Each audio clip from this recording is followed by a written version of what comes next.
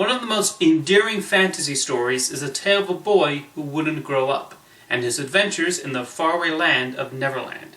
This is none other than Peter Pan. Ever since J. M. Barrie first conceived of his famous play, it has never stopped being adapted and repurposed over the years, with many writers and filmmakers putting their own spin on Peter Pan. It's not difficult to see why, as I think a lot of us find something to relate to in his wish to never grow up and keep having childhood adventures. The inspiration for Peter Pan came from the friendship forum between Barrie and Sylvia Llewellyn-Davies and her 5 sons, including Peter, John, and Michael. This was nicely dramatized in the film Finding Neverland, with Johnny Depp playing Barrie. The central storyline of Peter Pan has remained largely unchanged, as it details Peter taking Wendy, John, and Michael Darling to Neverland, where they do battle with pirates, save the Native American Princess Tiger Lily, and come across vindictive mermaids. Throughout it all, Barrie tackles themes of growing up and the importance of one's parents in shaping us. He also showcases jealousy as a dangerous emotion through Tinker Bell and her desire to get rid of Wendy after Peter takes her to Neverland.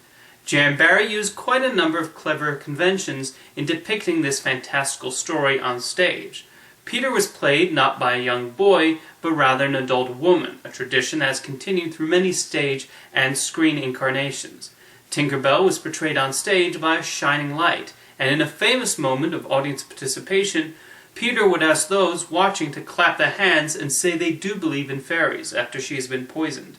Mr. Darling and Captain Hook have traditionally been played by the same actor on stage and on film, further emphasizing the biggest fear children have of growing up. It's those layers and devices that have allowed Peter Pan to flourish and grow for over a century now. Not surprisingly, Peter Pan became the subject of film adaptations. The first was a 1924 silent film. Even with the special effects limitations at the time, this film was notable for how it managed to show Peter and the Darlings flying, as well as its depiction of Tinker Bell.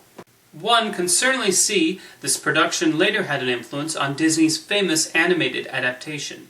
This Peter Pan was certainly a cheeky depiction of the character, but what really sells this version is getting to see Neverland as depicted by the Disney artists and animators.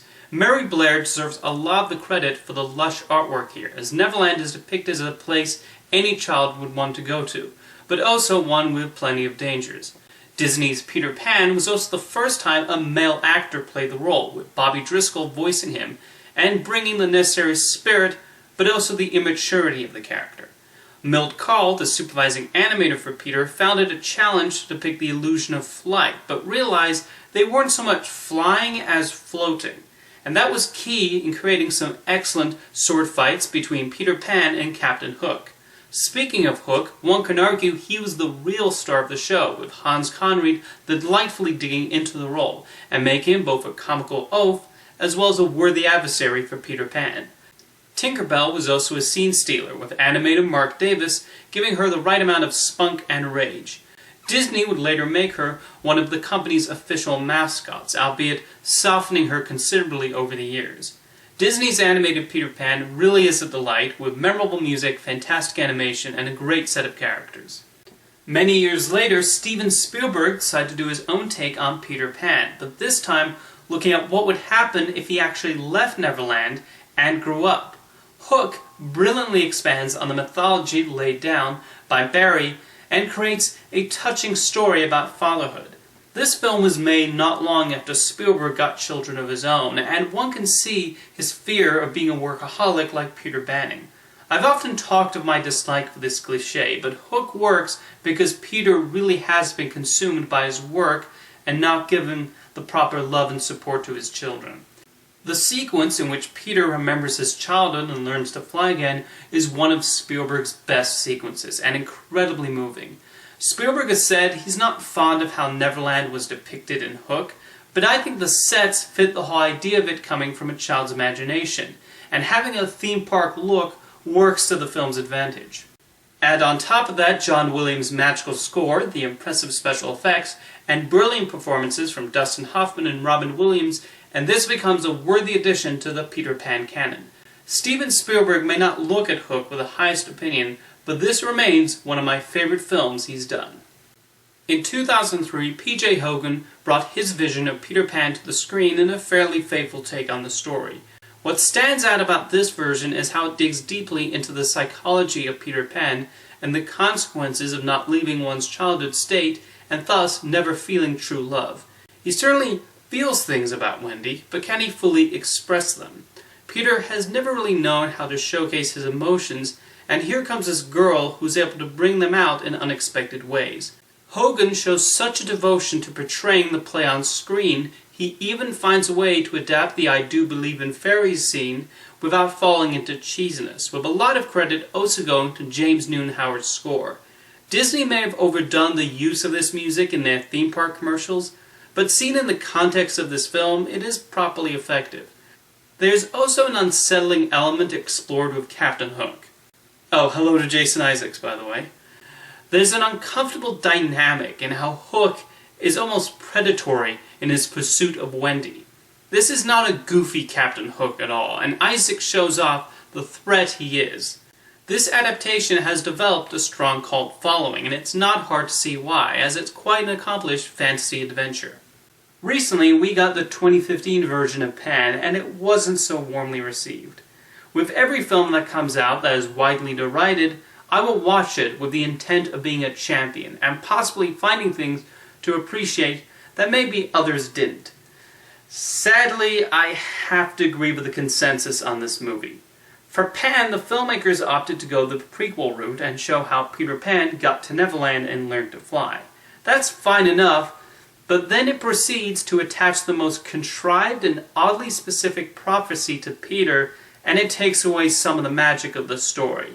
And that goes double for pixie dust coming from a material called pixium. Pixium. There's some directorial decisions I'm not sure worked, like the random musical numbers with modern songs like Smells Like Teen Spirit. And then there are the natives. There was a lot of controversy over the decision to cast white actors in the role, including Lily White Rooney Mara. But with a lot of these sorts of things, I prefer to see them in context before judging. And yeah, it did not work. It did not fit whatsoever, and it's not helped by Mara's dull performance. I don't even know what Hugh Jackman and Garrett Hedlund were doing with their approaches to Blackbeard and a young James Hook respectively. They went far too broad, and it was just distracting. Pan is a pretty film, I'll give it that, but as a whole, I felt it was a whole bunch of ideas that did not quite mesh together. Of course, film is not the only medium Peter Pan has found himself in. Another beloved incarnation was the animated series Fox's Peter Pan and the Pirates, which expanded on the adventures of Peter Pan, and the writers found some creative avenues to play with the Neverland mythology. Casting Tim Curry as the voice of Captain Hook was a stroke of genius, and Peter was just as self-absorbed as he was in the original source material. Having the Darling children be American is an odd change, but it doesn't distract too much. I certainly have many fond memories of watching this cartoon in my younger years. Disney has played a role in keeping Peter Pan one of the most valuable properties. Aside from the sequel Return to Neverland and the popular theme park attraction Peter Pan's Flight, they've had much success with the preschool series Jake and the Neverland Pirates. Even though it occasionally does the talking to the camera gimmick, the few episodes I've watched have a certain charm, and it's not hard to see why it's found appeal among younger children. Peter Pan himself even showed up for a couple of episodes. A popular musical based on Peter Pan became a television staple for many years, with Mary Martin playing the role, and NBC recently did a new version with Allison Williams in the titular role, and Christopher Walken as Captain Hook? Well, that's an inspiring choice. But as you can see, there's something appealing about this story and the character Peter Pan that allows it to be revived and get new additions to the world of Neverland. And we all have Jan Barrie to thank for that. See you next time.